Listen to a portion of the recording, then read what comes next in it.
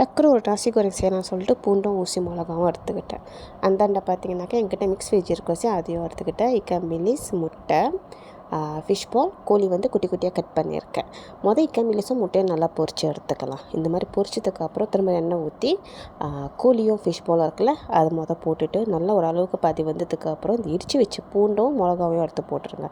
அதையும் போட்டு நல்லா கிண்டி எடுத்ததுக்கப்புறம் இந்த மிக்ஸ் வெஜ் இருக்குல்ல அதையும் போட்டுட்டு கொஞ்சம் உப்பு போட்டுருங்க. ஏன்னா கோழியில் வந்து உப்பு போடணும். ஸோ இது நல்லா கிண்ணதுக்கப்புறம் இந்த கேரட்லாம் வந்துருச்சுல, ஸோ இந்த கேப்பில் நீங்கள் வந்து சோறு போட்டுடலாம். சோறு போட்டுட்டு இந்த பொரிச்சு வச்சு இக்கம்பிலிஸும் முட்டையும் எடுத்து போட்டுருங்க. ஸோ நல்லா மிக்ஸ் பண்ணி நல்லா கிண்டுங்க. அந்த சோறுலாம் கட்டி கட்டியாக இருக்கும் பாருங்களா, அதெல்லாம் நல்லா உடச்சி எடுத்துக்கோங்க. ஸோ நல்லா உடச்சதுக்கப்புறம் உங்களுக்கு இந்த கேப்பில் வந்து இதாக உப்பு பத்தலை நீங்கள் நினச்சிங்கனாக்கா நீங்கள் உப்பும் போட்டுக்கலாம். நான் வந்து தண்ணி கிச்சா போட்டுக்கிட்டேன். ஸோ இது போட்டதுக்கப்புறம் நல்லா கிண்டி கிண்டி கிண்டி கிண்டி எடுத்துட்டிங்கனாக்கா உங்களோட நசி கோரிங் சிம்பிளான நசி கோரிங் ரெடி ஆயிடுச்சு. ஸோ நீங்களும் ட்ரை பண்ணி பாருங்கள், நல்லாயிருக்கும்.